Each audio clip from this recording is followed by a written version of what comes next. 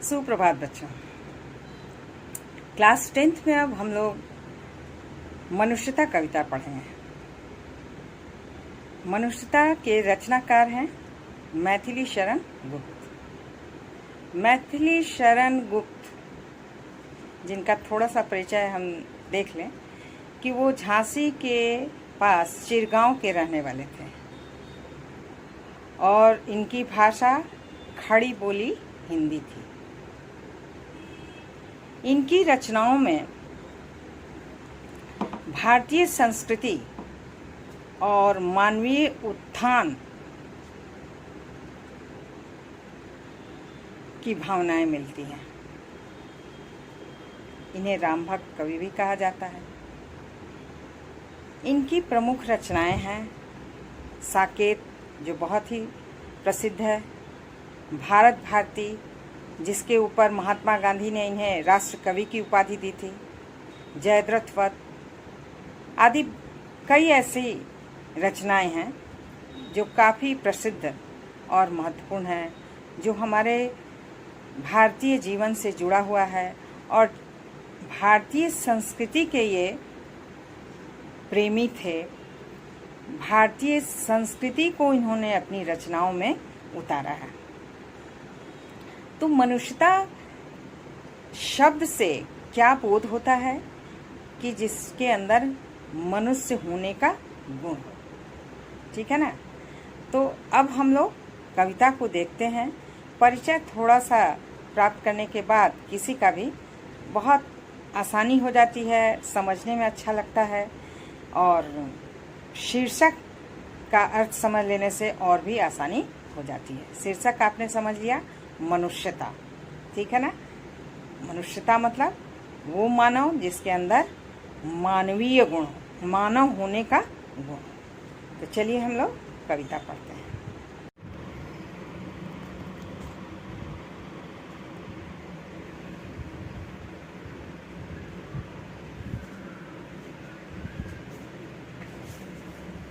तो आइए हम अब कविता पढ़ते हैं। कविता का शीर्षक क्या है? मनुष्यता।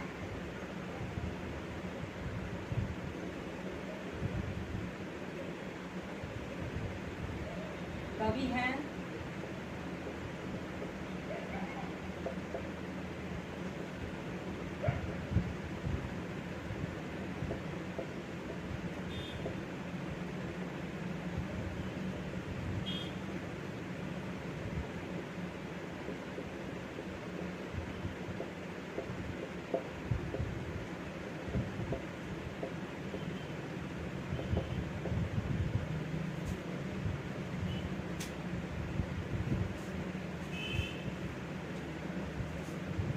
कविता है मनुष्यता।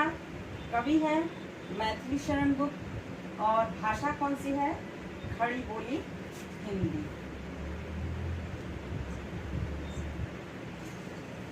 मैथिली शरण गुप्त भारतीय संस्कृति और इतिहास के परम भक्त थे।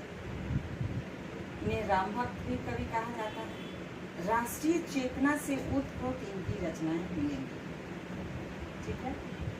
तो खड़ी बोली हिंदी को काव्य भाषा का रूप देने के लिए उन्होंने अथक प्रयास किया। आधुनिक काल में मैथिली शरण गुप्त ने खड़ी बोली हिंदी को काव्य भाषा का रूप देने के लिए बहुत परिश्रम किया, अथक प्रयास किया, ठीक है। और इनकी रचनाएं जो है भारत भारती, इनकी प्रमुख रचनाएं कौन सी हैं? साकेत,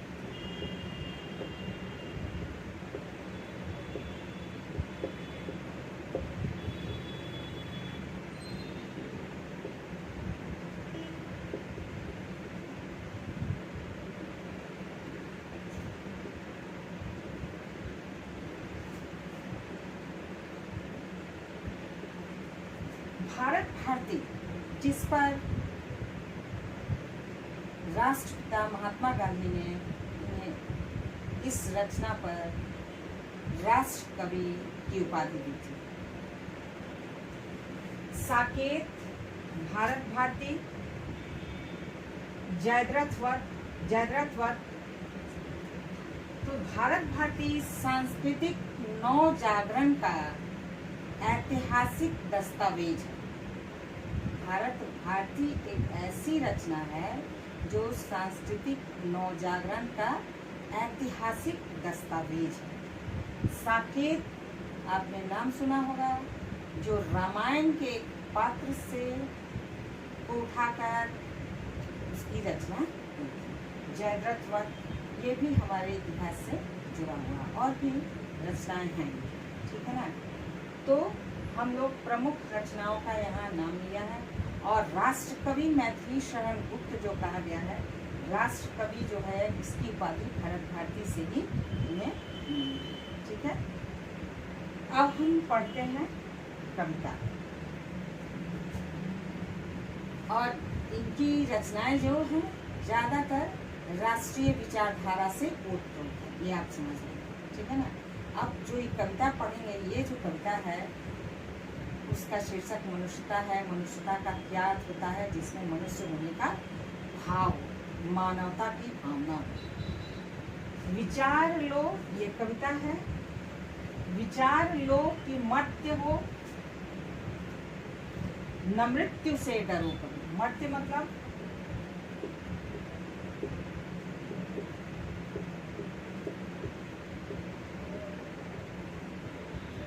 मरणशील।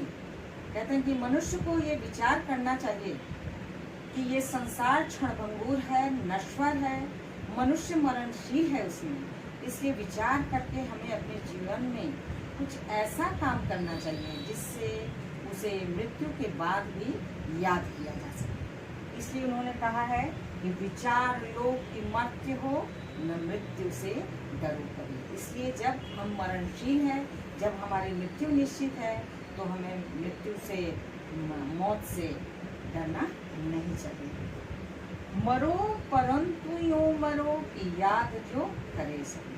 कवि का कहना है कि हमें ऐसा कार्य करके मृत्यु को प्राप्त होना चाहिए, मरना चाहिए।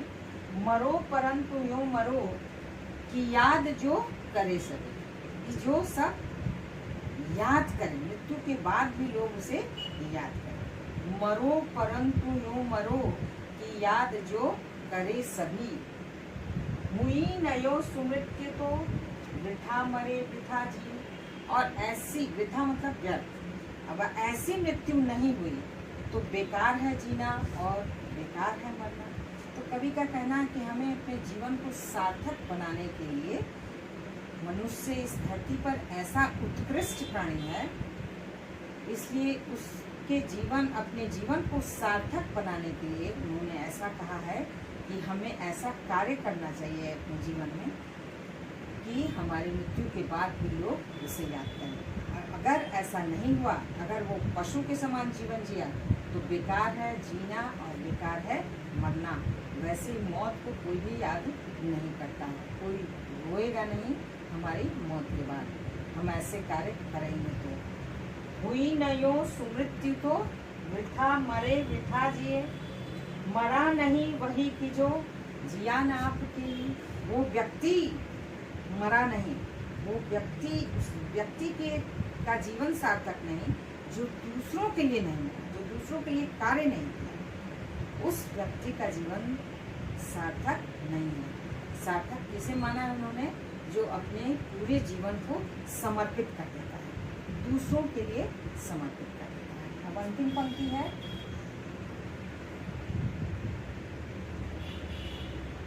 वही पशु प्रवृत्ति है जो आप ही चल। अंतिम पंक्ति है,